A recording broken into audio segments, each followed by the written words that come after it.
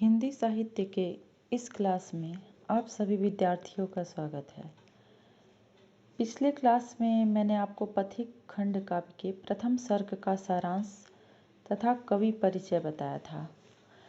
आज उससे आगे की बात करते हैं, यानी पथिक के दूसरे सर्ग का, जहाँ पथिक और उसकी पत्नी के बीच वार्तालाप चल रही थी। वहाँ पास में ही एक साधु बैठे थे और इनकी बातों को बड़ी ध्यान से सुन रहे थे।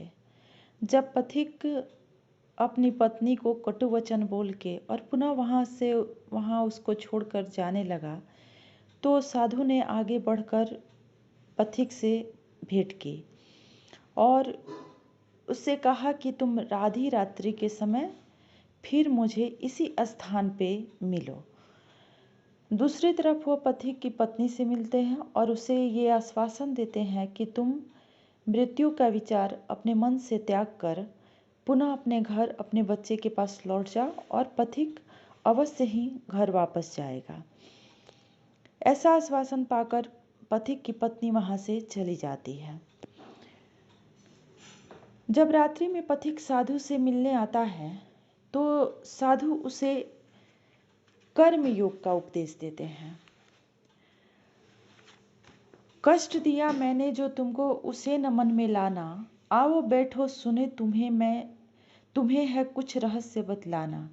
एक शिला पर बैठ गए मुनि परम विरक्त विरागी, बैठ गया सामने पथिक भी अनुरागी गृह त्यागी। रात्रि के समय जब पथिक साधु से मिलने आता है तो ऐसा कह के कि मैंने तुम्हें कष्ट दिया, और वो एक शिला पे बैठ जाते हैं और वो गृह त्यागी जो है पथिक, वो परम अनुरागी होके भक्ति भावना से साधु के सामने बैठ जाता है। जैसा कि मैं पिछले क्लास में भी बता चुकी हूँ कि पथिक राम नरेश त्रिपाठी जी की ऐसी रचना है जिसमें प्रकृति चित्रण, कर्म योग तथा स्वदेश प्रेम का बहुत ही सुंदर संगम हुआ है। प्रथम सर्ग में प्रकृति की सुंदरता का वर्णन है, तो वहीं द्वितीय सर्ग व्यक्ति को कर्म की शिक्षा देता है। साधु नाना प्रकार के उदाहरण देकर पथिक को कर्म करने की शिक्षा देते हैं। घर छोड़कर वन और प्रकृति के सौंदर्य पर मुग्ध होकर उसी में रम जाना, ये मनुष्य की प्रकृति के विरुद्ध है।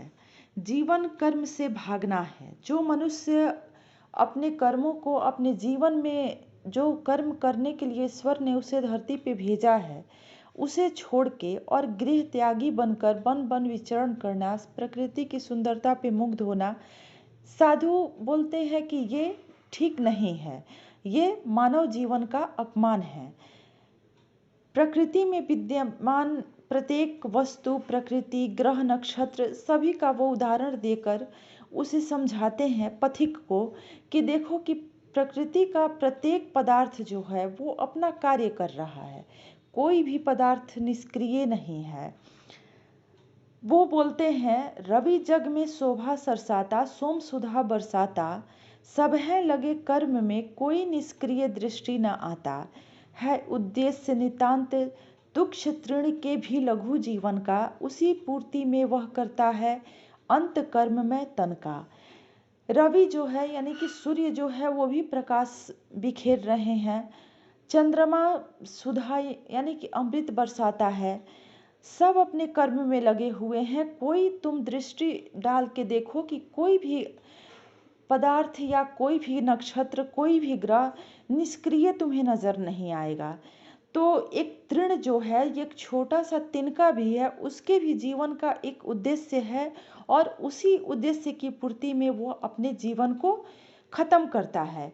आगे वो बोलते हैं कि तुम मनुष्य हो, अमित बुद्धि बल विलसित जन्म तुम्हारा, क्या उद्देश्य रहित है जग में तुमने कभी विचारा।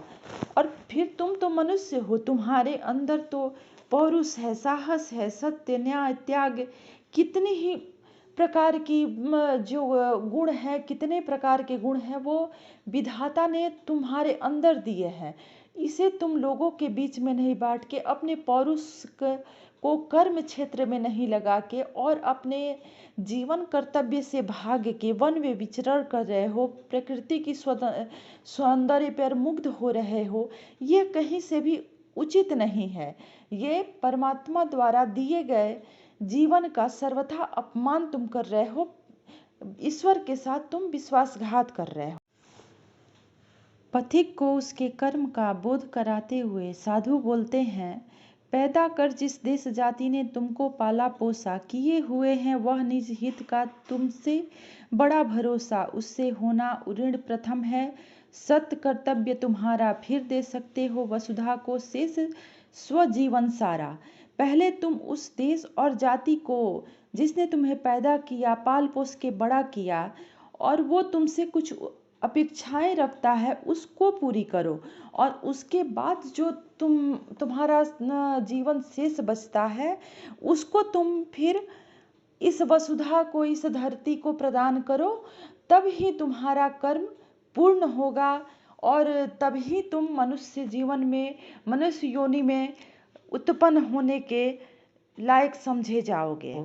ऐसा कह के पथिक को समझा के अनेक प्रकार से कर्म योग का उपदेश दे के साधु वहाँ से प्रस्थान कर जाते हैं। और यहाँ कर्म योग का जो पाठ है, जो ये बहुत सुंदर ही वर्णन इसमें कर्म योग का है पूरे सर्ग को पढ़ने के बाद, तो इस तरह से दूसरा सर्ग कर्म योग पे खत्म होता है। अब हम आगे के क्लास में बात करेंगे तीसरे सर्ग की।